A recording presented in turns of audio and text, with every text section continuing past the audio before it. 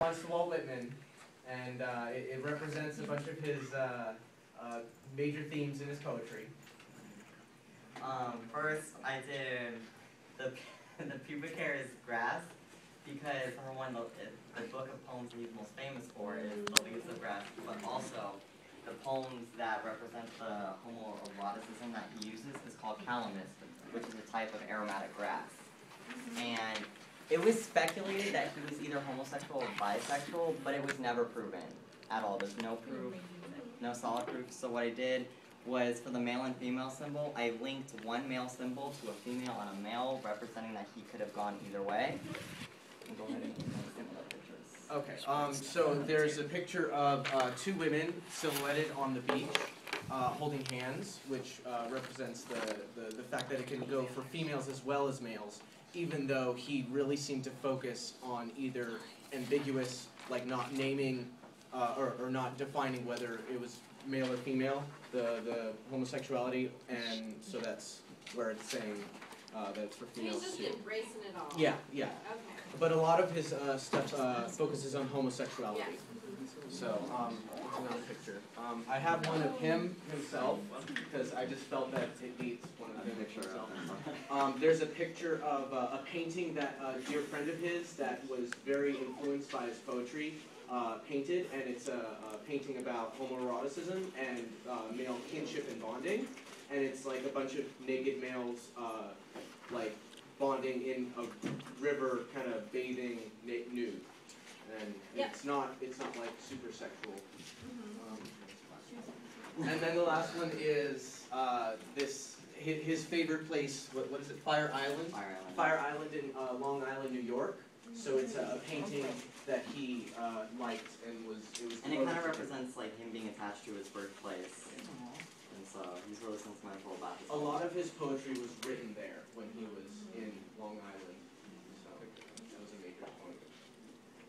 Okay, we have a little bit of time to like read through like the bulk of our presentation. Okay, go for it. So Walt Let's Whitman. give them our full attention and sort of settle down for 5 minutes. Okay, so Walt Whitman is arguably considered one of America's most influential and innovative poets. He was born on Long Island, New York, on May 31st, 1819. Whitman, in addition to publishing poetry, worked as a journalist, teacher, and government clerk. It's also interesting because he got fired from the government clerk job because his boss thought his work was too obscene, so he fired him as soon as he figured it out. He also acted as a volunteer nurse during the Civil War, and Whitman's major work, Leaves of Grass, was initially published in 1855. Further editions included more poems as he reconstructed the collection.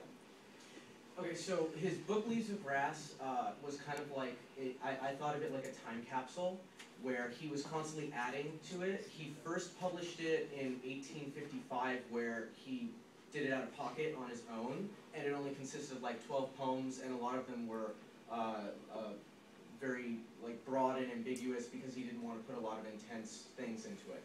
And he, all throughout his life, he added poems to it, and it became, to his final deathbed edition in the late 1800s, it had like over 400 poems into it.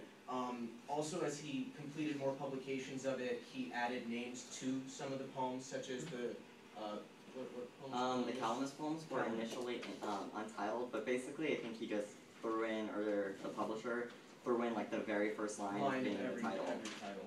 So. And a final note on that was. That's pretty much it. All right, keep going. Okay. So it's debated that Whitman's poetry reflects upon his homosexual feelings. The set of poems, as I was talking about, was the calamus. They weren't in the original publication. They didn't appear until 1860. I wondered why, because I think that he wanted to get his name out before he started introducing this really obscene poetry. So I think he wanted the collection to become popular so that people would read it and respect it. But I don't know, it never says why he published them later. The calamus poems represent the relationship between man and man. He says it's kinship, but when he's confronted with it, he never gets a straight answer whether it was homosexual or not. He just denies, he like states nothing, just ignores the question. And it is speculated it was written after Whitman's trip to New Orleans, and there was rumors if he had a lover there that influenced the publication of these poems. So. Okay, one of our, in addition to Leaves of Grass, we took an excerpt from like a long essay of his, and I felt that that was important in addition to Leaves of Grass because it had to do with his response to women's rights, stating that the conventional view of sex in relation to women is an issue in regards to the progression of said movement. So basically he was saying that his own ideals could benefit them more than the way that they were advocating women's rights and women's suffrage. So that was and also, the conventional sex could also lead to the repression of sexual feelings, because during the time, sex was really repressed. It was anything other than conventional sex was actually punishable by law.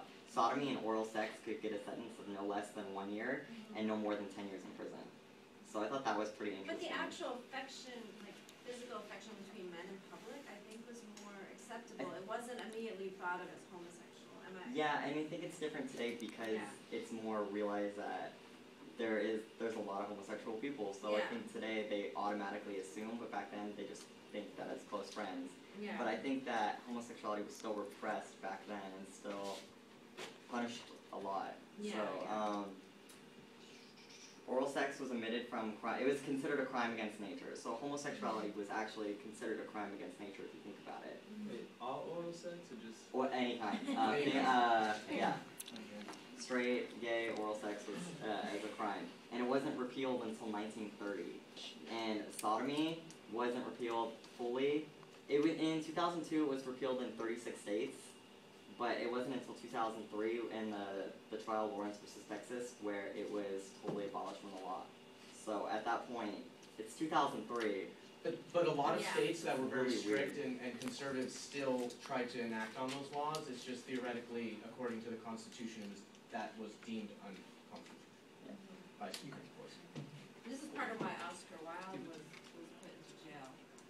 Yeah, we read Wasn't he about also the one that said, the taste of Walt Whitman is still on my lips? Because he It sounds said, like him.